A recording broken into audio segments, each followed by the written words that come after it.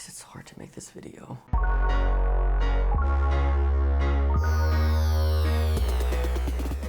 Hello everybody, it is me, Chasey Poo. Today I am here to talk to you about something that I have been struggling with for years and something that I've never really talked about online and that I really feel like it's time and I'm ready to talk about it. So as you can see from the title of this video, this is absolutely not clickbait. I have been not hiding this issue from people, but it's more like I have deliberately decided to not talk about it, just because I struggle with a lot of things. So today, what I'm going to talk to you about is something kind of exciting, a milestone that's happened in my life that I really want to share with everyone. And I'm kind of going to talk to you a little bit about the process and like what's going on with me, because like you're reading this title and you're like, oh, Chase, what? I feel like especially people who are in like my immediate life, who are like my friends and family, who might not know about this struggle that I've been dealing with for a long time. But anyways, the reason I'm making this video for you is because I just hit my 5-year mark of being sober. Recovery has been very interesting for me in the last 5 years, and especially in the last couple of months.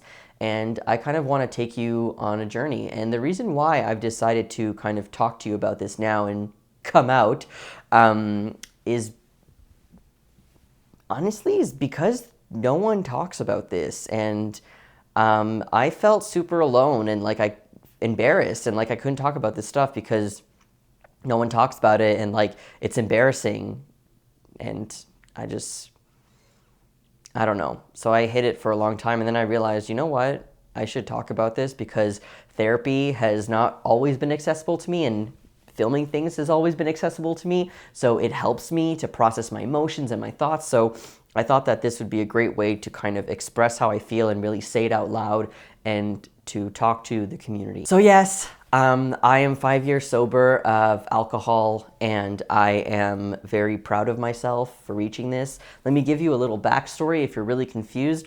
When I was in high school, I did a lot of drugs and alcohol, and I thought that it was a cool thing to do because I wanted to fit in. This was when I was around 13.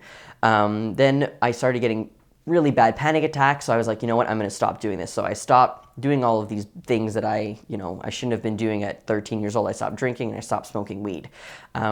And then I didn't drink, and I never needed to drink, and I was fine. I was really good for like a lot of years, like 7 years, and I was great. And then I went to Scotland, and I was like, you know what, I'm 21 now, even though the legal age to drink in Quebec is 18. I was like, I'm 21. I feel like I'm mature enough to understand drinking, and like I'm not 13 anymore. Like I can do this. I can do this. So I went to Scotland, and one of the nights I'm like, you know what? I'm going to start drinking again. I'm just going to try just a social drink. Let me start doing this. So I did that, and I drank too much and too fast and too often and too quickly and too much money and all of that kind of spiraling down. And it's funny because there's a lot of people in my life that saw me drink through that period of time, and I seemed relatively fine, but the issue is that, sure, during the drinking and having fun with friends, it's fun, it's great. It's the afterwards that was the worst for me, because I feel like I regretted literally every single second of my life, and I felt like I was doing everything wrong, and I felt like the only way to not feel that way is to go drink again. So it was a cycle that kept happening, and a lot of people in my life didn't know, and it's something that I never really wanted to talk about. And honestly, this is the first time I'm really sharing about it on a video. Like I've mentioned one or two things on Twitter here and there. Maybe some people have caught that, but I've never fully like talked about it. So I have a little bit of anxiety, but also I want to open up this discussion. I want to break these barriers of like not talking about addiction, and we need to talk about this. And a lot of people deal with this and are not getting the support that they need, because honestly, it might be harder to get support if you're in the trans community or if you're in the LGBT community, but you don't live in a big city where there are specific LGBT like AA groups and stuff like that. So anyways, tangent, let me go back to my story. So around the time that I had top surgery in 2013, I was drinking, and I was like really bummed out that I wasn't allowed to drink it for like 10 weeks or something before top surgery. I was like really sad, but I did it. because I wanted to have like great results. And I was like, I don't need alcohol, I'm fine. And after I had top surgery, you know, I didn't really drink, but then I started drinking a lot when I was allowed after I stopped my medication. And then I think that's when it kind of got really bad. I was hit with post-op depression from top surgery, and I didn't know what was going on with me, and I just really didn't feel good. And I was drinking a lot to deal with those feelings because I was like, I don't want to think about this. This was supposed to be a life-changing surgery, and I don't feel like my life has changed. I feel the same. It was a very weird time in my life. I don't really know how to explain how I felt. I will definitely make an updated video on like post-op depression, how I felt, because I feel like that's super relevant and like we need to talk about that. But anyways, I went to a psychiatrist and I asked to be prescribed medication, and he prescribed me an antidepressant. And I was really nervous about taking this antidepressant, but I felt like I didn't really have a choice because I wanted to get better. Like I started to try to do yoga and like literally try to do yoga, bath bombs, and like all of that, like just be happy. That didn't really work. And then I went to see another psychiatrist, and he was like really nice, and he like really wanted to help me out, but he said something, and I don't know why it was the way that he said it or the words that he used, but he said, if you're going to be taking antidepressants, you can't drink because drinking is a depressant. And I felt like maybe it was the first time someone like really cared about me related to this stuff and like really saw that I had a problem and that I need to, because it was one of the first times I actually admitted to anyone that I think I might have a problem. And his reaction was so sincere and made me feel like, oh, so that was the day that I stopped drinking. And that was, that appointment was on October 11, 2013. That was my date.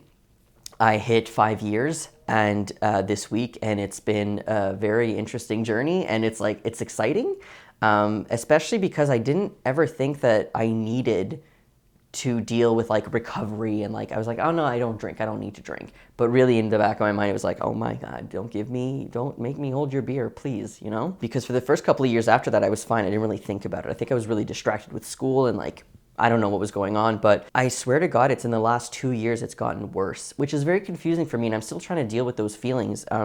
I don't know why it's gotten worse and it's gotten harder. I think it's because like I've dealt with a lot of things, a lot of struggles and stuff like that, and it seems like the only answer I can think of to how do I get rid of all of these feelings is to not feel. And how do you not feel? You drink. And that's not a healthy pattern, and if you feel like you can't go out without a drink, then maybe you should evaluate your situation, because I definitely wish that I paid attention sooner. The point of this, honestly, is to tell you that I feel like the longer I've been sober, the harder it's getting. And I feel like that's not how it should be. I feel like it should be the opposite, but everyone experiences their life differently. So I actually started to go to AA 2 months ago, only 2 months ago.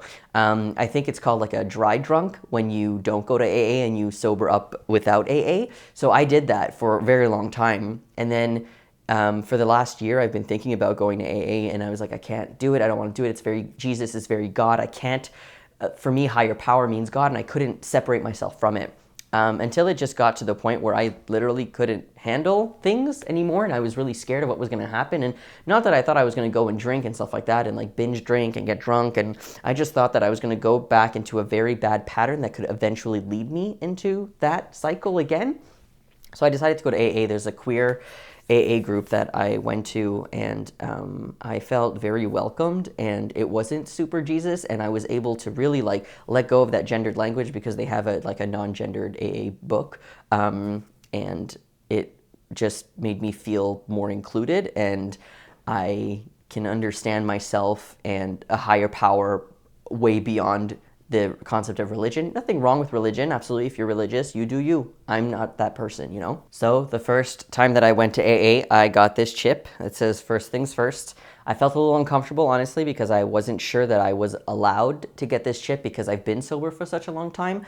But this is kind of just like a, hey, I'm gonna be sober for today. So having something physical that reminds me that I am doing this and it's working, and then I just have to, you know, just keep living my life and keep doing what I'm doing, makes me feel stronger. So after a month of being at AA, I was like, could I get a month chip, even though I've been sober for way longer than a month? I felt like for me, it's symbolic to go to these meetings and to feel like I've accomplished something. So I know it says recovery 1 month, but I really feel like maybe my recovery really did start 2 months ago when I started to go to AA, and maybe not the last like 4 years before that where I was struggling. I don't know. I have no idea. I'm still kind of working through this. I haven't even gone through any of the steps. Step 1 was one of the hardest things to do, honestly. Really admitting that you have a problem is really, you would think it's easy, but you're like, no, I'm fine. You're not fine. If you're saying, no, I'm fine, you're probably not fine. So I guess this is like my way of pushing myself into really digging deep. And even if I don't end up working the steps and I don't do AA and I do other, because there's other types of programs that you can do that aren't AA based and stuff like that. Like, I'm open to anything really, as long as I feel like I'm myself and I could be myself and that I can explore myself. And honestly, like, it's so therapeutic to be able to talk to you about this right now. And I know that that sounds ridiculous because I'm talking to a camera, but I've been doing this for such a long time that this is such a big part of my life that I've not told anyone. Like, I'm always like, oh, I never hide anything from the internet except this one really big thing that affects me every day. So I just kind of wanted to bring you in on this and open up the conversation. I know a lot of people in the trans community who suffer from addictions and who have expressed needing help but not knowing where to get help, or who have been sober for like 2 months and they're doing great and they just want to keep going but they don't have any support, or they have great support and they just want to share their stories. Like, I feel like there's this huge community like this, like, but there's like an untapped market of people talking about it. So I feel like maybe breaking that stigma, like, listen, just because I'm addicted to certain things and I have issues, and like this video says, I'm an alcoholic, which is still hard to say, honestly, to this day, still hard, still trying to deal with it. But, you know, I'm not going to pretend to you like I've done all the steps and I have amazing sponsors and stuff like that. No, I have none of that. Okay. I'm taking you on this journey with me slowly, but not that I'm going to make videos about this all the time, but I know that a lot of people suffer from addictions, or who might not even know that they're suffering, and that they might need help. So I'm not here preaching, join AA. I'm not doing none of that. No, I'm just saying, like, at this moment in my life, it feels good to be around other people who are sober and go to sober spaces that I didn't even know existed, and be around people who are like-minded, and we can just relax, and I don't have to think, oh, I'm scared that my friend's gonna make me hold his beer or something like that. Just, I feel better. Like, I'm okay going to bars and stuff like that. Like, I'm not like triggered by alcohol and things like that. But after a while, my brain just goes into this pattern. Maybe it's because I have OCD. Maybe it's also because I have PTSD and my brain wants to deal with my problems by not dealing with my problems. So I would drink to not deal with those problems. I don't know. This is getting kind of long and long-winded, and I didn't know how this video was going to go. And I'm really proud of myself, honestly, to have hit 5 years. And I know that this is going to sound ridiculous, okay? But I feel like because I have hit this huge milestone, 5 years, I feel like anything is possible. Like, I have so much more of my life to live sober and talk about it and be open about it and just enjoy my life and enjoy this. I've had friends who've been going to AA for years, and I mean, I see how great it's improved their life, and I don't know if it'll do that to me, but I know that staying sober and now openly talking about it and discussing it with like my partner and with my friends and with you is super important. So yeah, we'll see what happens in the next couple of months and how I feel about AA. But you know, I'm kind of enjoying it right now. But yeah, so I'm sorry if you're in my life and I never talked to you about this and you had no idea that I had this problem. I just really didn't want to burden anybody, and I didn't want to burden myself, because you know when you're vegan and you like go to a restaurant and you're like, oh, I'm okay not to eat, like literally, like I ate before, I'm fine, I know I can't eat anything here, and everyone's like, oh no, you should eat, then you feel bad because they feel bad. I don't want that. I hate that pity. I hate that. I don't want people to be like, oh, you don't drink, why? Oh, you're an alcoholic? Oh, maybe we just won't. No, I can make my own decisions. If I don't want to go to that party because it's going to be alcohol, guess what? I'm not going to go to that party. I'm just going to say no, and I'm not going to go. Don't not invite me to things, you know?